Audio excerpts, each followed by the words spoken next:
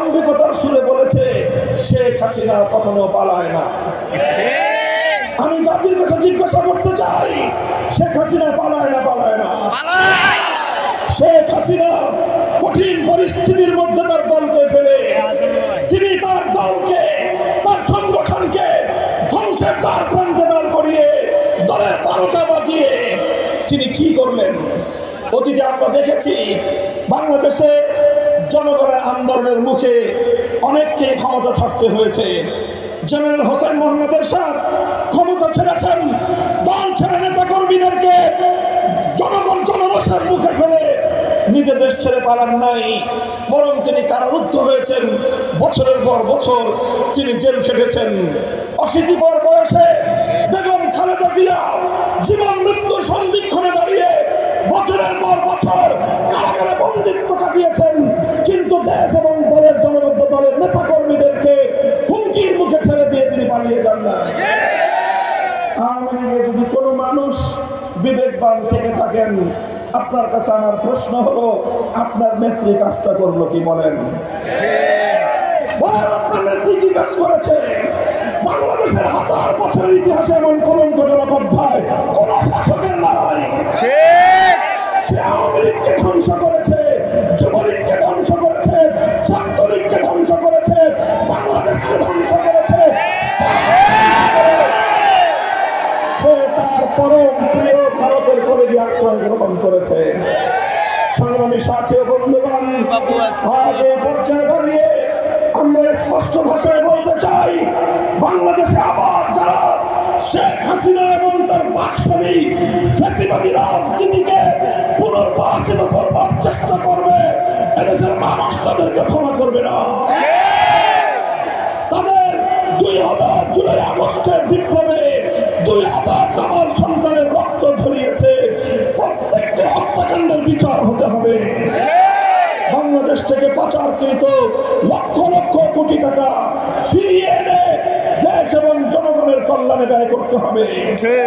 অন্তর্বর্তীকালীন সরকারের কাছে আমাদের উদাত্ত আহ্বান, শেখ হাসিনা বিভাজনের রাজনীতি করতে গিয়ে বাংলাদেশকে 2 ভাগে ভাগ করেছিল। এক ভাগ হলো রাজাকার, আর এক ভাগ হলো মুক্তিযোদ্ধা। কারা রাজাকার, কারা মুক্তিযোদ্ধা?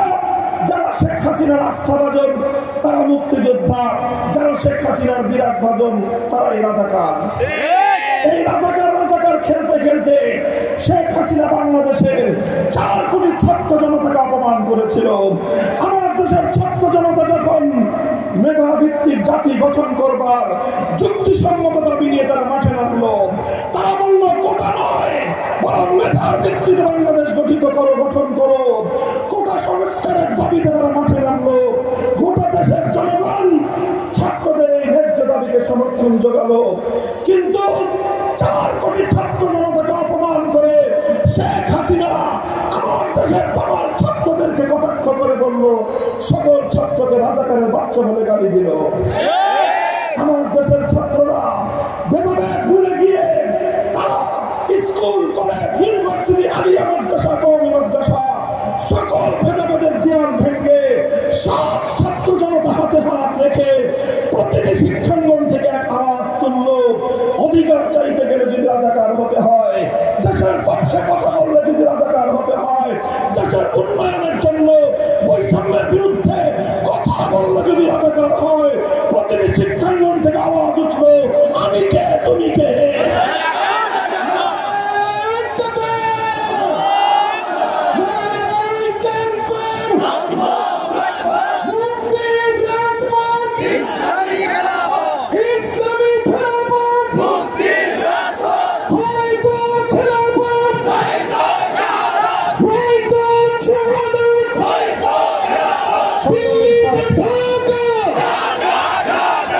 সংগ্রামী সাথী ও বন্ধুগণ, এভাবে আমার দেশের ছাত্র জনতা শেখ হাসিনার বিভাজনের রাজনীতিকে পরাজিত করেছে, বৃদ্ধাঙ্গুলি প্রদর্শন করেছে। আমরা দেখেছি বাংলাদেশের প্রতিটি রাজপথে আমার দেশের ছাত্র জনতা স্কুল, কলেজ, ইউনিভার্সিটি, আলিয়া মাদ্রাসা, কওমি মাদ্রাসা সব ছাত্ররা একাকার হয়ে মিছিলে মিছিলে রাজপথ উত্তপ্ত করে তুলেছে। বুকের কাঁচা রক্ত রাজপথে ঢেলে দিয়েছে।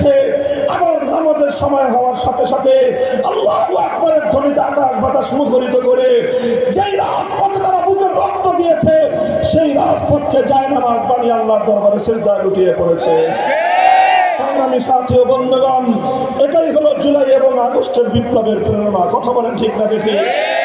এই জুলাই এবং আগস্ট বিপ্লবের অন্যতম আইকন, অন্যতম প্রতীক ছিল 5ই আগস্ট শেখ হাসিনা বিতাড়িত হওয়ার পর টেকনাফ থেকে তেতুলিয়া ভাস্কর্য নামক শিরকের সংস্কৃতি সমস্ত মূর্তি ভেঙে গুড়িয়ে দিয়েছে। কিন্তু সাম্প্রদায়িক সম্প্রীতির অনন্য নজির স্থাপন করে কোন হিন্দুদের মন্দিরে কোন প্রতিমায় ফুলের টোকা পর্যন্ত দেওয়া হয় না। জুলাই আগস্টের বিপ্লব ছিল অসাম্প্রদায়িক তাওহীদবাদী বিপ্লব। কাজেই আগামীর বাংলাদেশ বুঝে নাও, যারা ইসলামকে সহ্য করতে পারে না, স্পষ্ট পয়গাম, বাংলাদেশের স্বাধীনতা এবং ইসলাম এক সূত্রে গাঁথা। বাংলাদেশে যদি ইসলাম আক্রান্ত হয় স্বাধীনতা বিপন্ন হবে। সুতরাং বাংলাদেশের যারা ইসলামের দুশমন তারাই স্বাধীনতার শত্রু, যারা ইসলামের দুশমন তারাই স্বাধীনতার দুশমন। আমরা আগামীর বাংলাদেশকে তাই সেই আমাদের ঐতিহ্যবাহী, আমাদের ইতিহাসের অনন্যময়